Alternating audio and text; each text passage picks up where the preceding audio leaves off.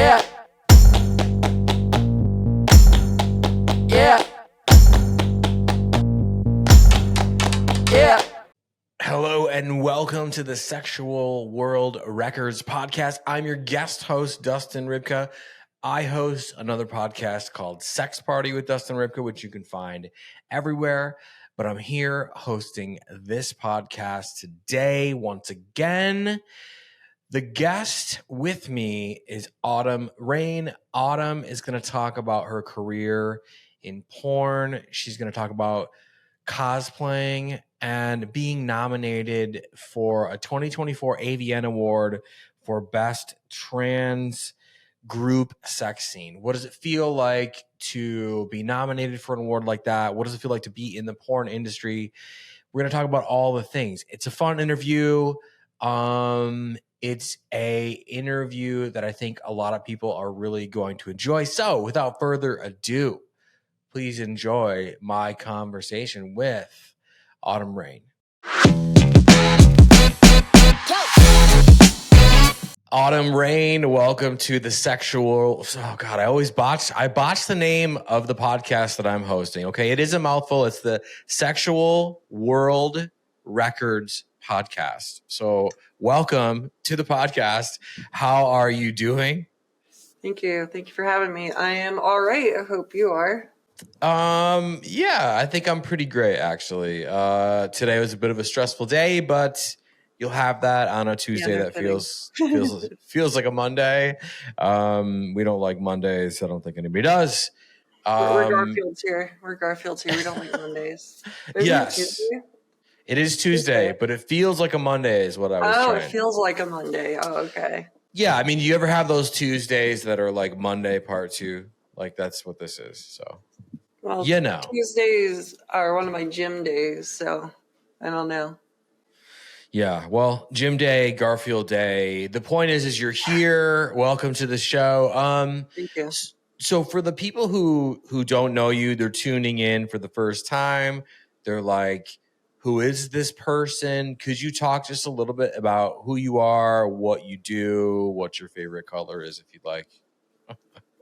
My favorite color. Okay, my name is Autumn Rain. I am a trans porn star / cosplayer, professional cosplayer. Those storage bins are actually where my wigs and my crafts and my knickknacks and tools and stuff are. And this is where I do, I can tilt my camera a little bit. That's one of the spots where I do my stuff. That's a staff from a Nami cosplay from One Piece. Nice. So I'm being interviewed in my, office. But I make porn, I make cosplay, I'm a model, I do a little bit of runway, and I've done about 2 burlesque shows now. So I'm just a person who likes to be on camera and who likes to look good. Right. So you love attention. That's important. I wouldn't say that. I wouldn't say it like that. I just like making stuff. Yeah, you're creative. I like saying I did that. Is more of the how I like to put it. Well, I feel like I'm a bit of both. I'm creative, but I also like I shamelessly like attention. Not too much, but I just need enough, right? So I need enough to be able to make it worth it, Yeah, Jesus Christ, right? You're putting your heart and soul into something. You want something out of it. Yeah, you want someone to appreciate it, of course. And when you're doing the things you do, you deserve all of the appreciation, all of the love. So you gotta get some of it. I mean, speaking of the love, right? So next week you're headed to XBiz. The week after you're headed to AVN, and if I get they've supplied me with notes as they like to do, but you are actually nominated. And correct me wherever I may be wrong, right? Because that happens a lot. I'm always wrong about something. You are nominated for Best Trans Group Scene for the Trans Erotica Scene. Redhead, Robin, Coffins, Fucks. Right? Did I get all that? Okay. Yes. So speaking of attention and creativity, tell me about the scene that you're nominated for, right? And what does it actually fucking feel like to be nominated for an amazing award at AVN. I mean, come on, congratulations, first of all. You want to know something funny? That was my first professional scene. Really? Very first. I shot that before I shot my first groupie scene. Wow. I shot with Trans Erotica was my first studio because I knew someone, right? Mm-hmm. I knew someone I hadn't in. They were like, hey, come shoot with them. Not specifying the name as I do not talk with this person anymore. We are on no contact. But because of her, I was able to get into like a medium size studio. They usually shoot with the few first before you get in with that. So my very first professional official studio scene got nominated twice now. This was nominated last year for the Trans Erotica Awards. Wow. Okay. So do you feel then like it's like the Michael Jordan of your industry? I mean, who like, I mean, I feel like that's just such a big slam dunk, like on, I mean, I would say I'm one of the more well-known of the new talent pool. Well, actually, no, there's even a new talent pool now, even newer than me, because this is like my second / going into my third year of pro porn. And now there's like these brand new girls, but of that like recent, still new, but not like brand new talent group, I'd be one of the more well-known ones. But if you're talking about like Michael Jordan, LeBron James, Shaq, the top trans dog, it's probably Brittany Cade currently in the new talent pool. Well, I meant more of like Michael Jordan rookie year, or second year. I mean, like you come into the scene, the industry rather, you do a scene, and it's like so good that it gets double nominated. I mean, no, I mean you have it. It is it's fun fact. It's actually my most viewed tagged video on Pornhub. My most viewed uploaded video is an amateur video of me and one of my goth friends. Yeah. So that's my most viewed. Someone else uploaded it and they tagged me in it, and it got like 800,000 views. And I was like, oh, that's great. Wow. So okay. I feel like I should ask you so we can hear it from you how you got in the industry, because it does say in the notes you've been in the industry for 2 years, only 2 years, and one of those years you were just doing amateur. Now you're doing mainstream. Yeah, actually. So this May, this May. Gosh, it's 2024. Oh my gosh. Wait, it is? Oh my God, I left something in the microwave. I know, it's crazy. This May will be officially 2 years in pro, and then before that was 1 year in amateur. So when I said 3, I meant like all together. Okay. But yeah, what really got me into amateur, originally was like a mix of things. There was like one final push, and I'll get to that in a second, but I would say it was like a mix of, finances, like curiosity, and then like the like official, like, hey, this is like the last thing, is 2 things together. Actually, it's crazy. It's like a whole thing. So originally what it was is I had a hookup with someone from Grindr. I downloaded Grindr and I had a hookup with this person who was a porn star, right? And they're like, oh, well, I think you'd be really good at this. You've got that energy. I think people would like you, blah, blah. I was like, maybe I'll think about it. Well, enough time has passed. It'd been like a few weeks, 2-3 weeks, something like that.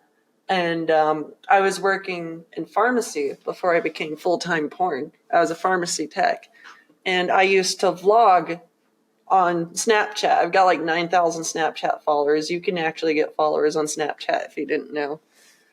And I took a picture of a bottle, like a factory bottle, not a prescription bottle, a factory, like sent from the factory to the pharmacy bottle of a medication that's used for migraines. And I like to educate people. Like when I was working in pharmacy, I was like, oh, let me take a picture of this. There were no pills out at all. It was just the bottle. And I said, this medication is used to treat migraines. Well, Snapchat didn't like that. Snapchat was like, drugs. Fuck you. Banned me.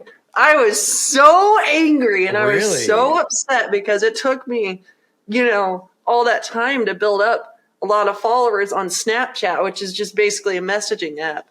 Not much of a social media until they started doing the whole, Reels thing. Everyone started copying TikTok. So I was upset.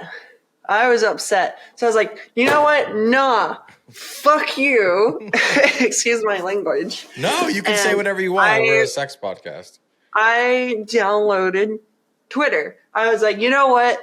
That person's right. I'm going to start making posts. So I took up Twitter and I uploaded my first nude. My very first nude that has ever been public, apart from me sexting privately, was me laying on my back on my bed, and it's like waist down, and then it's a picture of me, down there with a pair of tweezers next to me. Yeah, so we didn't see chest, we didn't see face, and that was like 3-something years ago. It's probably still on my Twitter, and here we are today. Wow. It's a whole story. So someone saw the picture and then reached out, or you used that picture to sort of navigate into porn channels? I mean, where was the lightning strike where it was like, did porn come find you, or did you push into porn? Both. Okay. So basically I uploaded that picture and it was just a regular Twitter nude, right? Yeah. I was like, I didn't know where to start. I didn't call on the person I had the hookup with because I felt weird. I felt like I was going to infringe on their clout.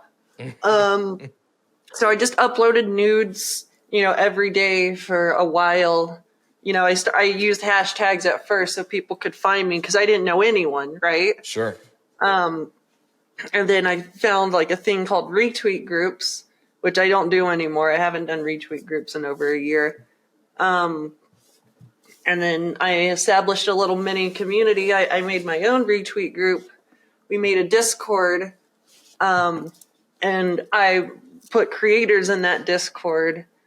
And over the course of about 9 months, 9 to 10 months, I had around 80,000 followers on Twitter.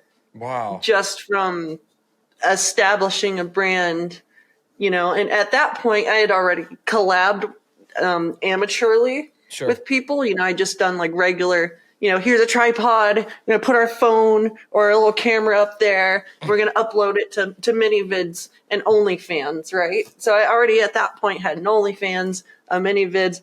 I hadn't had a Pornhub yet.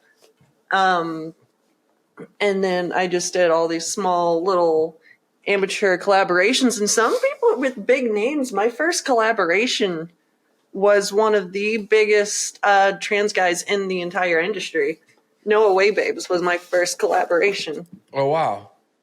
Okay. I don't know if you've heard of him, but he's a huge trans mask name. Well, I mean, this is what I mean when I said Michael Jordan, right? Where I said top of your class, is that when you come into the industry, and I think it doesn't matter if you're trans or straight or queer, whatever. There's just some people who come into the industry and it's like boom, and they just for some reason, like you, they have that charisma and that speed and that kind of warmth about them that people want to buy their content. People want to know what they're up to. People want to talk to them. And I'm lucky I get to do this. I don't know if I can say for a living, but I get to do this kind of for a living. And so I get to talk to you, and it's great because you are someone who is on this sort of accelerated path to the stratosphere, I think. And I think that's fucking awesome. So Thank you so congratulations much. on all I of really that. appreciate it. That was Yeah. all my first year before I went pro. Yeah. Also, And then that's what I mean. Like there has to be and people don't, well, I mean, some people, but most people don't realize how hard sex work is. And I think oh man, it's not easy. it's a grind, right? And so Mm-hmm. maybe you could talk about that it's enjoyable. But for you, like, talk about like how much of a grind it is. You just said 9 months, 80,000 followers. That's amazing, but it did take 9 months.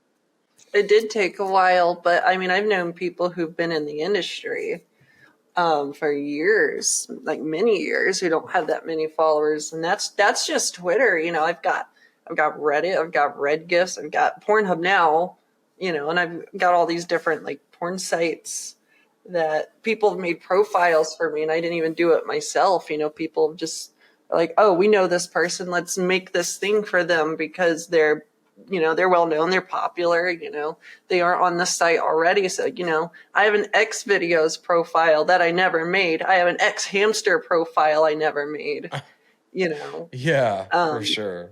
But it's very grindy, especially for me being someone who does a majority, like 90 something percent of their advertising. If it weren't for Erica, my PR, I'd be like 98% of my own advertising. She's done phenomenal. She got me in contact with like all these podcasts and all these brands and, all these different other companies, Right. and then some other creators too. So, and she tweets for me. She does like Instagram stories and all that stuff. But it's a thing I like to say, which is very true for me at least, is it's 70% advertising and 30% filming. Yeah. That's how it is for me. So Totally. in the 2 months, holiday break where it was like Christmas and New Year, I know that's like right back to back, but it slows down before and it's slow a little bit after. Mm-hmm. It was when I wasn't working, or excuse me, when I wasn't doing holiday stuff with my significant other or my friends, it was mostly me either playing my game or just advertising. Twitter, Reddit, Red Gifts, some sites that I'm not naming because they use like slurs, but they get hella views. Right, right. Yeah. Yeah, there's a few trans sites that I upload to that I don't like saying the name of because they're slurs. But, I've got hundreds of thousands, if not a couple million views on some of them. So I'm like, it's public content already. So why not put it here also and still get that reach, even if it's to not the best audience or, Sure. I wouldn't say Yeah. not the best audience, but not the best promotion, putting my name on certain sites. It's still advertising to me and it still leads back eventually. Yeah. Yeah. I mean, and that's the thing is, there's someone who's climbing the ladder, and then there's someone who's climbing the ladder because they have the talent, but they're also like grinding, and we should say shout out to Erica. Like, she put this together. Shout out to Erica. Absolutely. Erica does. Yeah. I swear sometimes I feel she's unappreciated. So every once in a while I'll just reach out to her and I'll be like, hey, you're awesome. Thank you. I really appreciate you. And you can fact check me on that. Ask her about it. Fact check me. Totally. Shout out to Erica. Shout out to the Rub PR. I'm looking forward to working with them more and more with Erica. I've sent a couple emails. She's been incredibly just like gracious. So I can only imagine if you're her client like you are. So shout out to Erica. We have to give her due, right? She's a grinder. She's grinding the hell out of the fucking everything. And she's funny too. You give her enough time, you message her enough, she's actually really funny. I look forward to that. But I do think, there's just something to that, and to have a scene where you're nominated right off the rip like that, like that's just like, a show of, not only how good you are, but also like how hard you worked and how you are surrounding yourself with smart people like Erica. And I think that's the trifecta. That's the combination. What do you think? So what do you think is like the secret sauce to making good porn, right? And this is a big question. You could take as much time as you want, but like what comes to mind? People have different definitions of good porn. Mm-hmm. To some people, a good porn is super high budget, super high quality, phenomenal, professional, expensive makeup. And to someone else, it could be tripod, straight on, light makeup, poor lighting. For me, there is no secret. I feel like most of this is me getting lucky. And also, I will say I do work my ass off at times, but a lot of it is just making content I enjoy and building that brand that I like to put out. Because I'm going to be honest with you. Sure. When photographers take pictures of me, I keep like 5% of the pictures. The rest I'm like, oh, I don't like this. I don't like that. Because I'm picky, right? And I'm not like, it has to be perfect, but I am also trans, and certain angles I'm like, right. I don't like that, but the thing is, if you put out content you don't love and you don't enjoy, I feel like people will pick up on that. And you have to be passionate and you have to love and enjoy what you do. Because if you don't, you're going to get burnout. You're going to hit a rut. And I have, even though I enjoy what I do, I have experienced burnout before, and I have had ruts, and it specifically happens in the winter. But honestly, I don't think there's a secret. I think 98% of the time it's people who get really lucky, and then 2% of the time it's people who genuinely deserve it because of how much effort they've done. And that is so rare because most people just get swept under the rug. Unfortunately, it's so competitive, but also generally the nice guy, quote unquote, the nice guy doesn't always, get lucky. And, I wouldn't say it's rigged. No, but I just think there's so much competition. There's so much going on that unless you do something to stand out,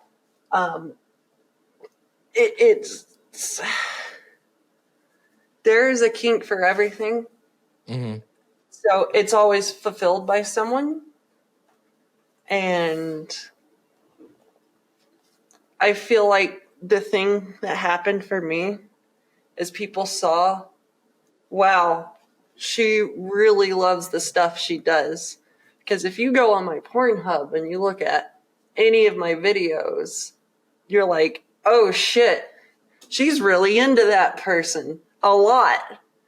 I only shoot, unless it's a paid scene, with people I like. If I don't like you, I won't shoot with you. And it's not a personal thing. It's just I don't think it would be a good video.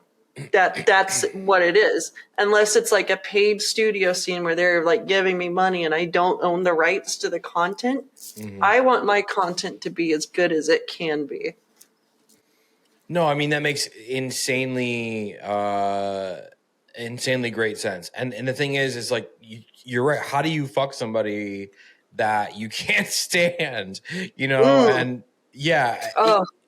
And I feel like, there's something to be said. Like, I hate that person. I would love to hate fuck that person. Right. But that's totally different from not being able to fucking stand somebody. So I love that you said that, because that's incredibly, incredibly honest.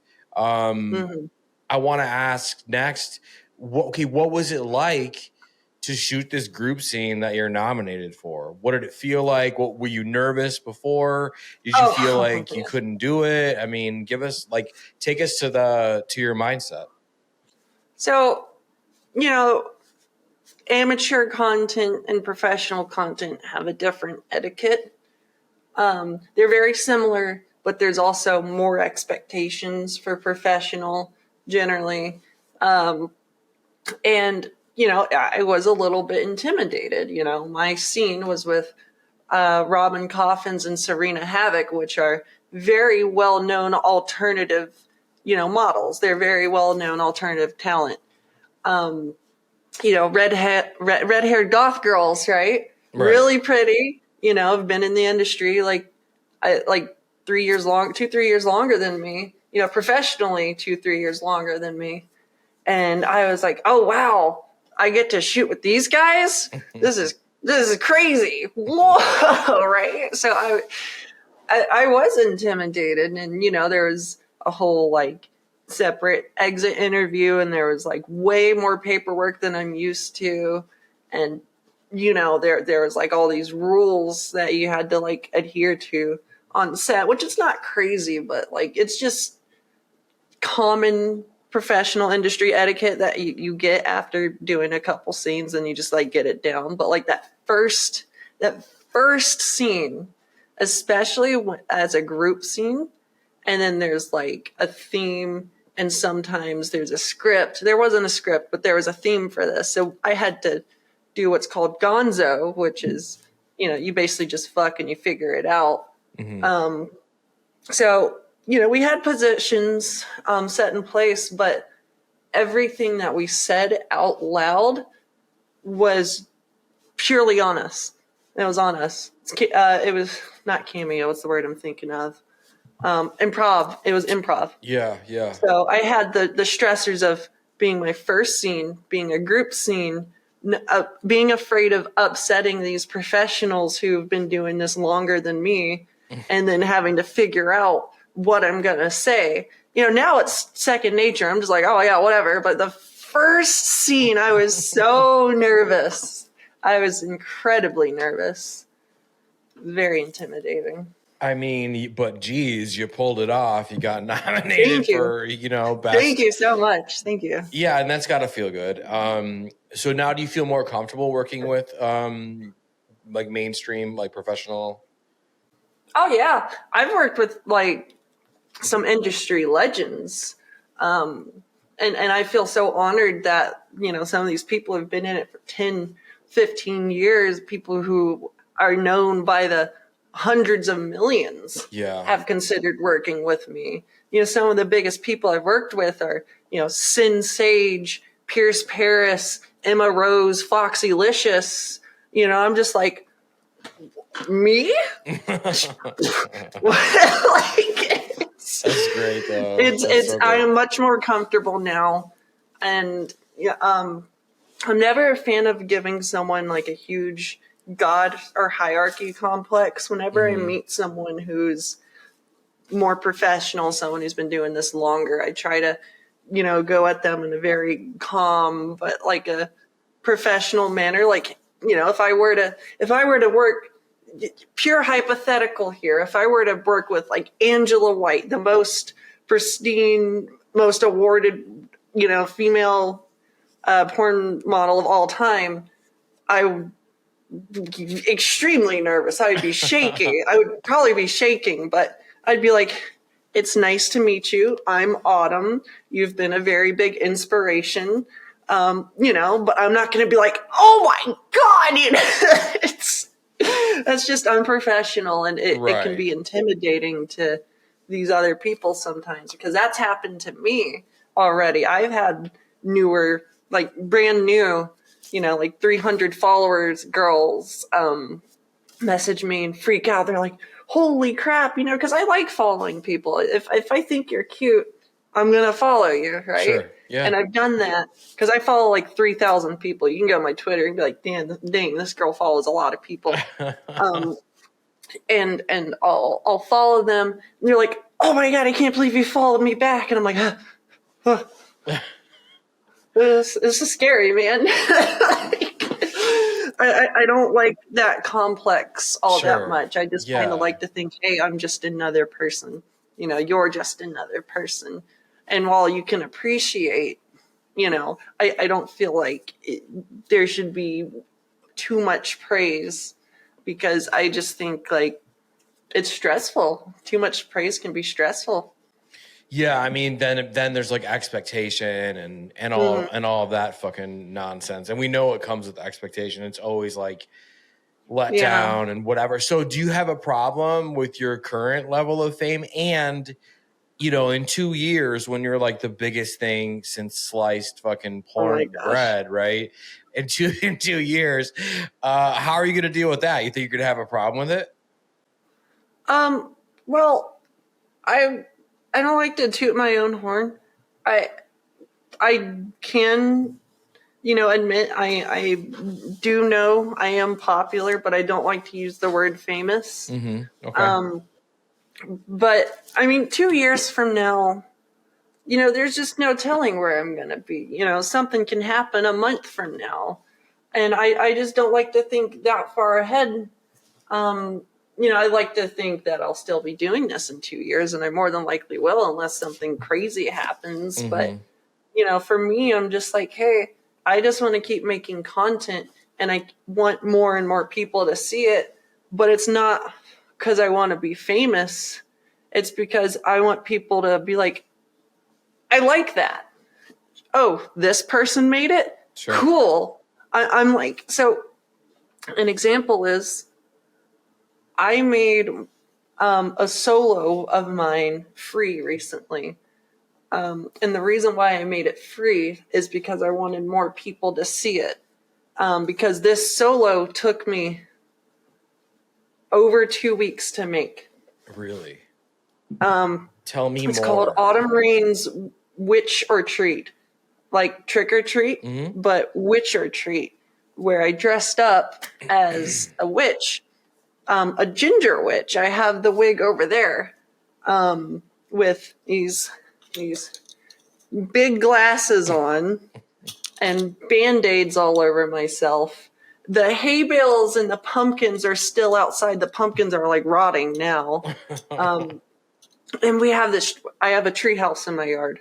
Oh, nice. I have a tree house.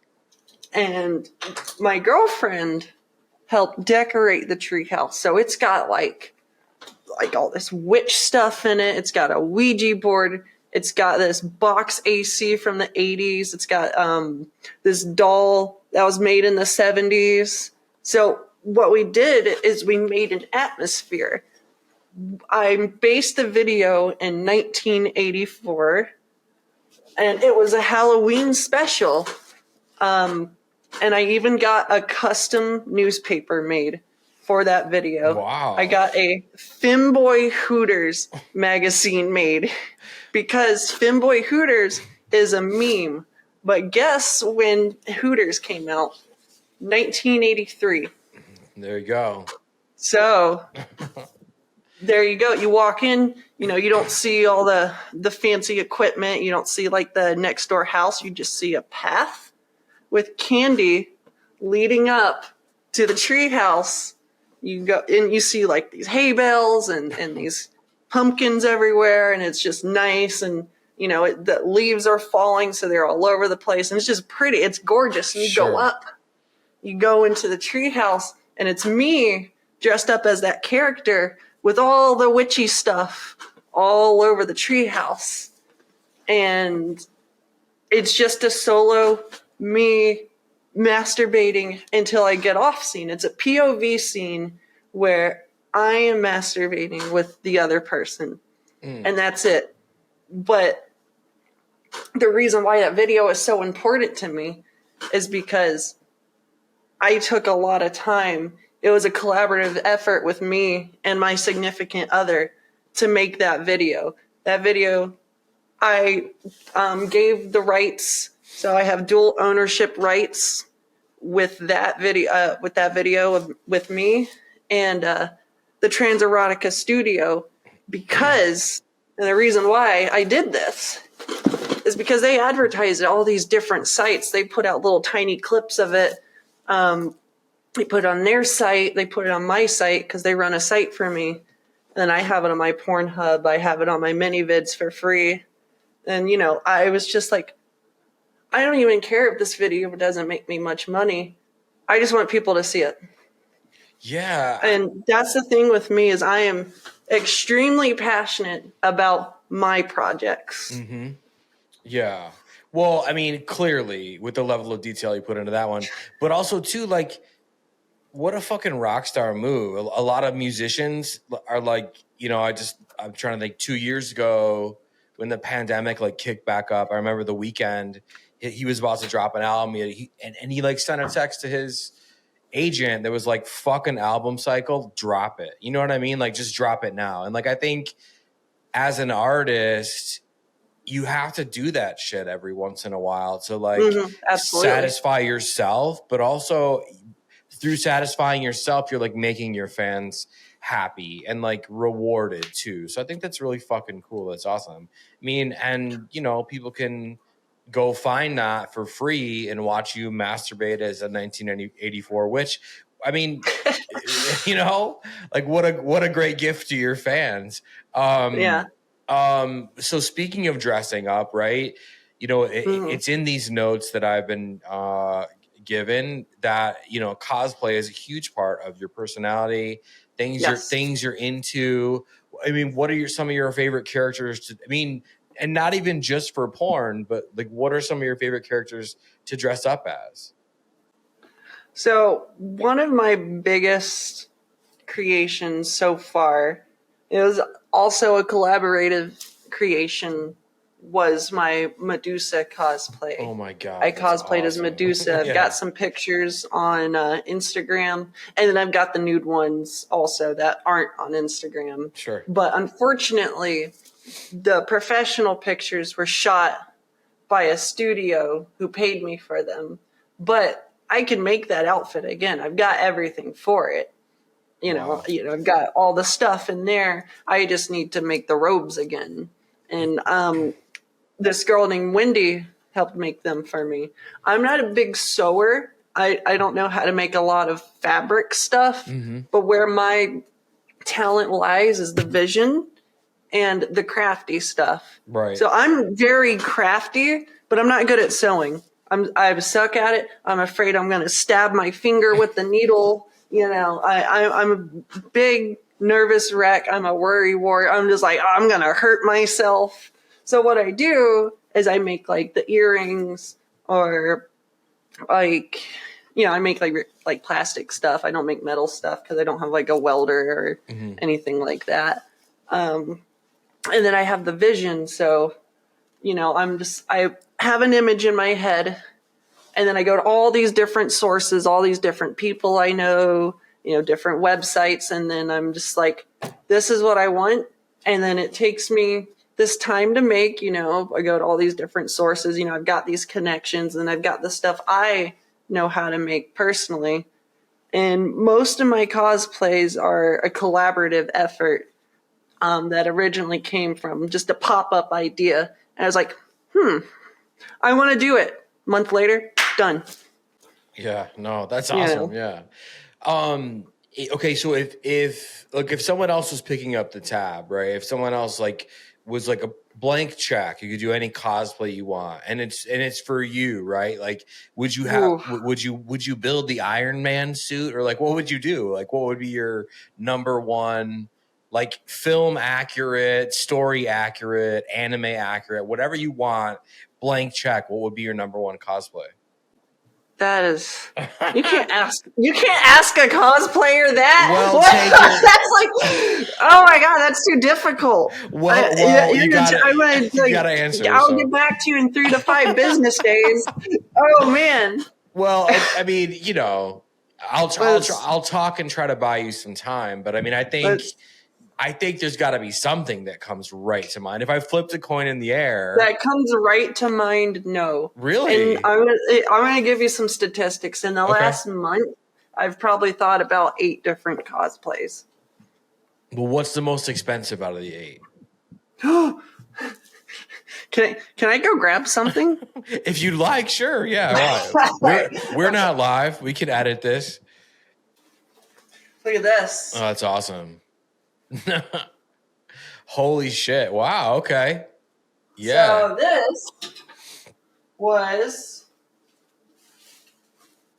this is wrapped in plastic. I have not done the giveaway yet. Oh, this is for a giveaway. That was for this. Oh, cool. Yeah, that's me. Holy shit. That's so awesome. That is my most popular cosplay, apart from maybe the Harley Quinn one, because the Harley Quinn one is selling like hot fire on many vids right now. But this is an original character, actually. She's not on she's not in any show, any movie, no game. That is an original character. Nice. That's gotta feel good. Yeah. Wendy the Vampire. Named her after the makeup artist who did my makeup. That's awesome. That's really awesome. Well, in addition to cosplay, right? So the notes indicate that people love that you like to delve into different little niches, right? Like being a switch. Huge cocks is the one that they ended the paragraph on. So like being a switch, huge cocks, right? Like talk a little bit about these niches. And maybe like what people don't realize about being a switch or like doing scenes with huge cocks. Like, I mean, everybody's going to be like, oh, it's tough to like, take a cock that's giant or whatever. But I mean, I feel like there's unseen difficulties, unseen things you need to prepare for. Maybe talk a little bit more about like behind the scenes stuff, because cosplay is a ton of preparation too. Obviously, I just feel like these niches take a lot of time, take a lot of effort, and you have to really kind of put, the grind into it.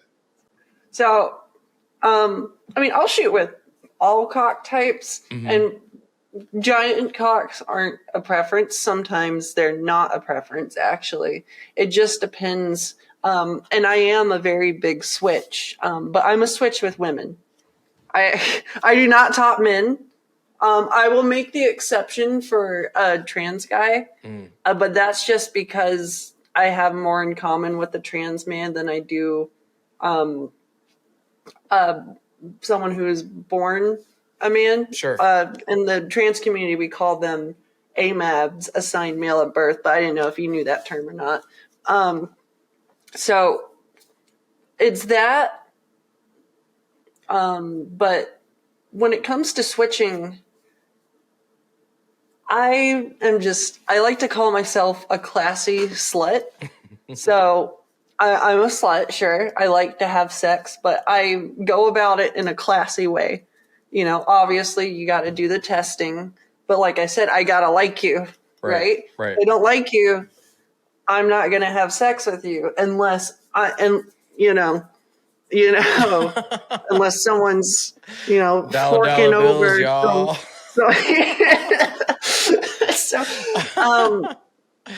Yeah, like, and the thing with me is someone who is more submissive than dominant. Being a switch is not easy, but also as a trans person, there are not enough trans tops in the industry. And that is something that has been lacking for a long time. And I feel like a lot of the work I get is because I can top and I'm willing to top. But I've turned down about 5 videos now where they're like, hey, can you top this guy? I'm like, I'm like, you want to know my minimum for topping a guy? Of course. $5,000. See, that's great. Has anyone paid it? No. Because they don't want to. They're like, oh, you're not famous enough for that. I'm like, okay. Oh, just wait. No beef here. Just know, if I had 200 milligrams of Viagra in me, I would still probably get soft trying to top a guy because I don't like man butt. Sure. I don't like hairy guy booty. If I'm gonna, do that, it's got to be pretty, soft, hairless girl. Sure. I'm just not into it. But being a switch is not easy because when you're a switch, you'll have to deal with switching scenes. or you'll have to top when you're feeling bottomy, or you'll have to bottom when you're feeling more toppy. You know, it's because I'm not just a switch in porn. I'm a switch outside of porn, you know, in my personal life. So it's more of a mental thing than a performance thing. Because like I said, 9 times out of 10 when I'm filming with someone, I like them. They're my friend. We've established some sort of connection. Sure. So, you know, it's very important that me being a switch, I've got like a certain mindset. And obviously, you know, I'm very professional and I will do what I need to do for the scene. Well, yeah. But I do feel like I have an important role as someone who can switch, because not everyone can do it. A lot of people are like, this is my thing and I'm sticking with this the entire time and I'm never changing it. And I am not like that ever. I've never been like that. I've always been open to trying different things. You know, I'm the kind of person where it's like, within reason, try it once, you know? Yeah, for sure. So, yeah, being a switch is a very important thing in the industry, because it's not there enough. You know, there's not enough trans tops and there's not enough switches, because everyone's like, I only bottom or I only top. And then I'm like, hi, I can do this and this and this and this, you know? Triple threat. And then as for the big cocks thing, you know, that's a whole thing on its own, because if you aren't practicing, you can get hurt with these really big cocks. I would imagine, you can like rip, you can bleed, you know, and that has happened to me. I've had these girls with big cocks or these guys with big cocks like actually hurt me before, and not like hurt me enough to where I'm like, oh my God, I need to stop the scene. I need to go to the doctor. No, it's just enough to where I was like uncomfortable and I bled maybe a tiny bit, and I was able to finish the scene if they were comfortable enough. But you know, that not everyone can do that. You know, my body just, you know, is capable of handling something like that. Yeah, no, totally. And then sometimes people are willing to like do a little bit off camera, not like in a, ooh, we're being weird. No, it's like a, hey, do you need a startup? Do you need like a warm up before you go back on camera? So, you know, it's more natural. So it's better. So the performance is better. And, you know, I'll do that sometimes. But yeah, if you're not used to it, I would not recommend starting that way. You know, so many people are like, you got to be massive to be a guy in the industry. No, that's maybe 20 years ago. But now there's so much solo content and there's so much, you know, of your own production, and then just expectations are so much different now. You could, you know, there's not as much of a niche for this, you know, this as in like just anything that's smaller. Versus that, and that versus this. But, you know, now, at least maybe a year ago, before, you know, the government started attacking porn like crazy these last several months, there's been, you know, so much more opportunity.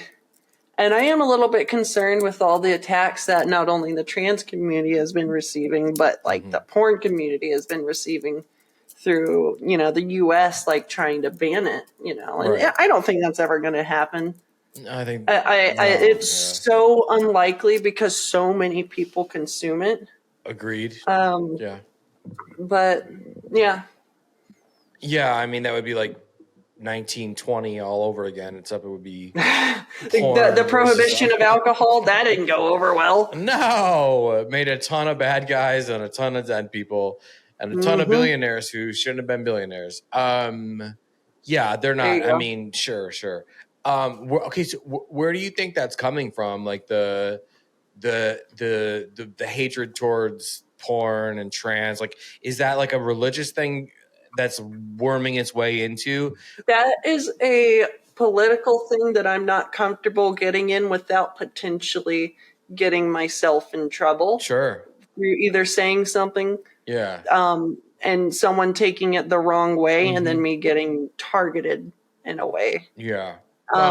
It just takes one bad egg to be like, this person said this, and then 20 other people see it, and then 4 people from there share it, and then 100,000 people see it. You know, I am the person who thinks very carefully about what they say in public. Yeah. So when it comes to politics, I'm kind of mouth closed about stuff like that. Good. Yeah. I'm not, but for the sake of this interview, for the sake of this, I will keep my big mouth shut. For the sake of this, I'm probably not going to answer that question. No, I'm sorry. Totally. Don't be sorry. I'm worried about me answering it. I'm literally trying to keep it down my throat right now. So we're gonna move on. Yeah. Okay.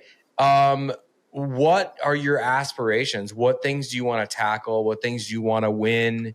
What things do you want to do in 2024, 2025, like moving forward in the industry? I mean, you've done so much so quickly already and been so great at it. So what are some of your aspirations? So a common reoccurrence for me is I've been the first trans person for people. I would like oh my gosh, you're the first trans person for this to go down. I think that, you know, it being 2024 and 2023 just ending, there's still a lot of these big studios who don't shoot trans people. And a lot of it is just people are stuck in the old ways or they haven't gotten around to it yet. There are about 3 studios now who are like, we haven't shot trans people, but we will, and we'll keep you in mind, right? And that's happened for like 3, like fairly sizable studios now. So I have high hopes for shooting with them, being their first, if not one of their first, you know, performers. Myself, Nyxi Leon, and Livi Doll, and there's one more, Sarina Havok, us 4 and 2 cis girls made the first all-erotic trans scene. All-erotic is basically alternative brazzers, right? It's like the brazzers of alt porn. Okay.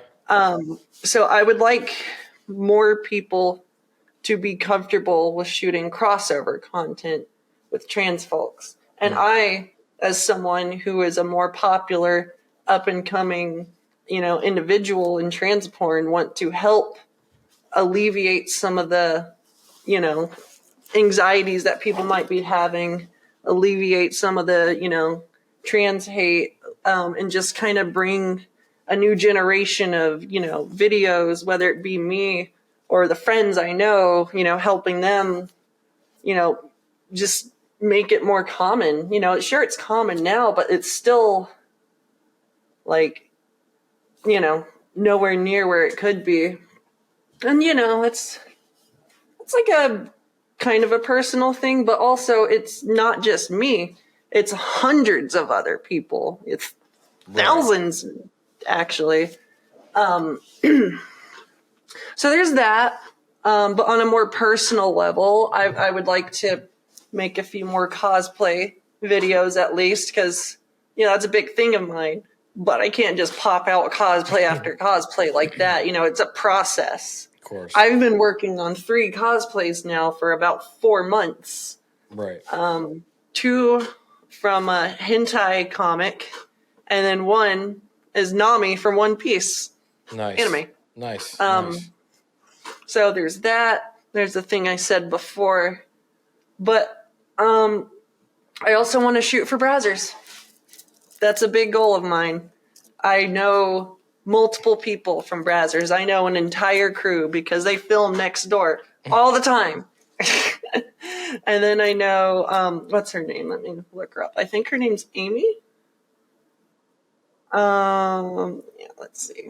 Well, we're big fans of Brazzers on this show. Yeah. So Amy is the talent director for extras for Brazzers, and I have her phone number, and I got it at a party, right? Yeah.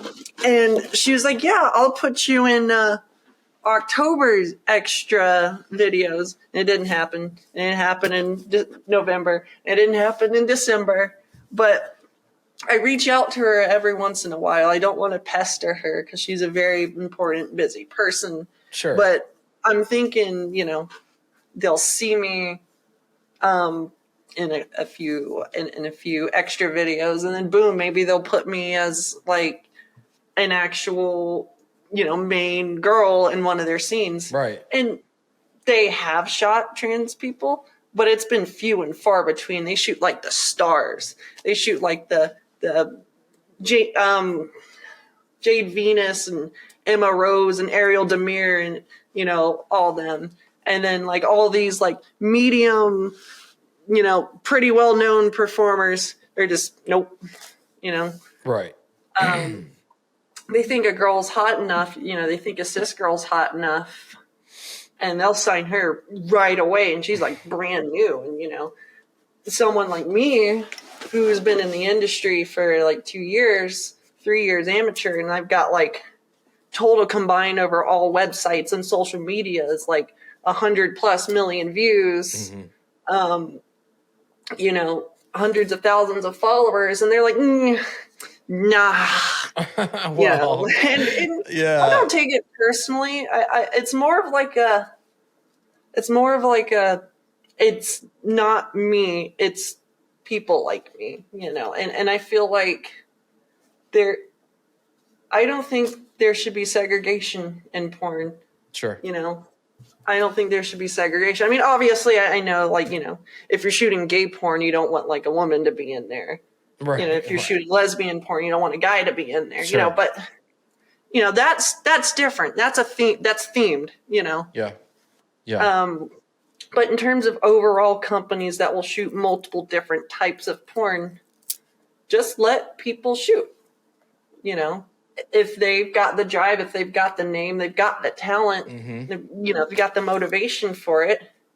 Take them up. Start them in a lower position, and if you like them, put them in a main position on a big scene one day, Right. And there's not enough of that. There's not enough opportunity. And I feel like there should be more given opportunity, and they shouldn't stop sticking with the same 15 people, Right. Well, I mean, and I mean this in a positive way, but I just feel like you're on a collision course with actual mainstream porn. I think that the way that you grind and how hard you work and these early accomplishments that are just gigantic that people would kill for is just something. And you could say, oh, it's luck and but like whatever.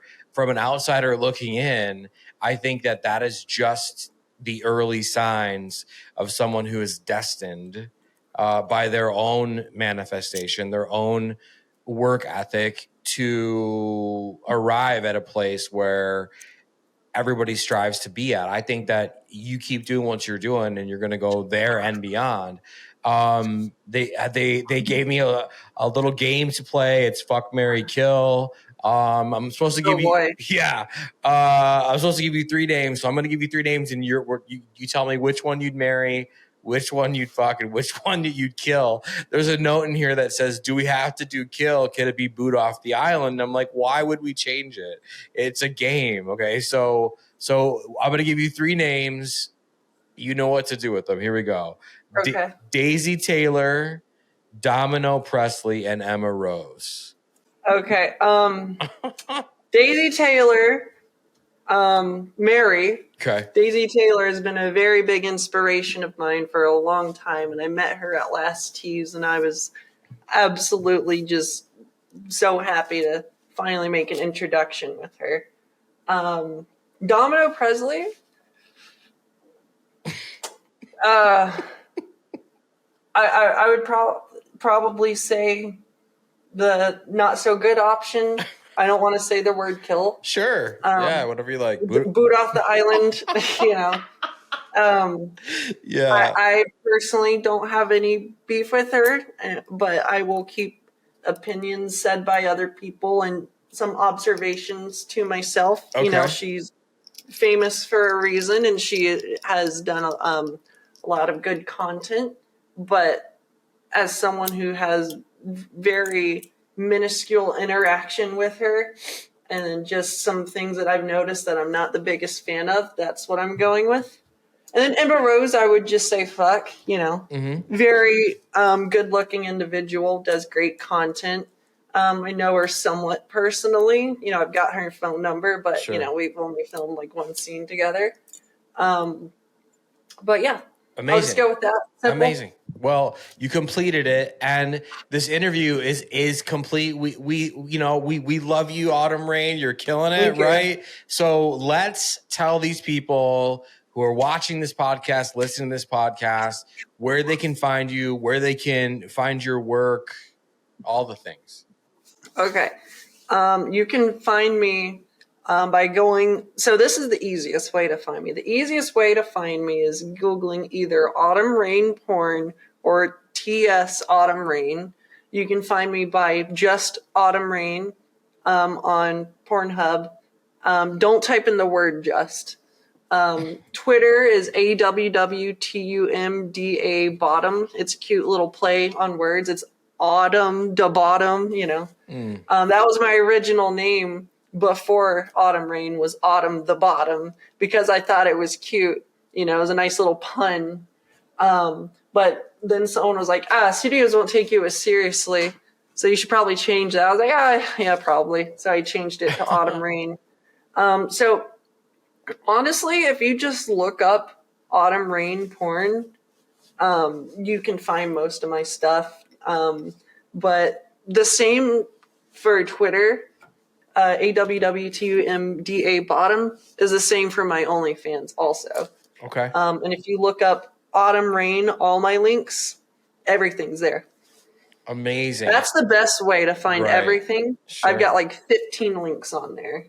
And so Autumn Rain, all my links. Okay. And you're on Instagram, obviously. I am. Okay. It's AWWTUM Duck. It's Autumn Duck instead of Autumn Rain. Because I keep Instagram. Oh God. Is technically separate, but people follow me from my porn there. Yeah, of course. I just don't post any. I just post my cosplay and like selfies on there and then make funny videos sometimes. Well, people love that. People love you. Thank you for doing this interview with me. I'm sure we'll be doing another interview at some point in the future. I really, really, truly appreciate you just killing it, doing your thing, being yourself and bringing it to the interview. And my really awkward self where me finding words is actually hard. I don't think you're that awkward. So awkward. This is actually difficult. Okay, well, on that note, we're going to end the interview, but thank you because it's been a great interview, and I know they're going to want more. So thank you very much. Thank you. I really appreciate you. Totally. Talk soon. All right. Big thank you to my guest, Autumn Rain, for being with me on Sexual World Records. Make sure you go check out everything she's doing. Go follow her on all the social medias, especially Twitter, apparently, right? She said she was incredibly active on Twitter, but also Instagram and all around the internet at all the places you might find her. Go make sure you check out her potentially award-winning scene, her award-nominated scene. And if you want to follow Sexual World Records while you're at it, you can find this podcast and Sexual World Records everywhere, YouTube, Instagram, Twitter, at Sexual World Records. We'll see you next time. Yeah.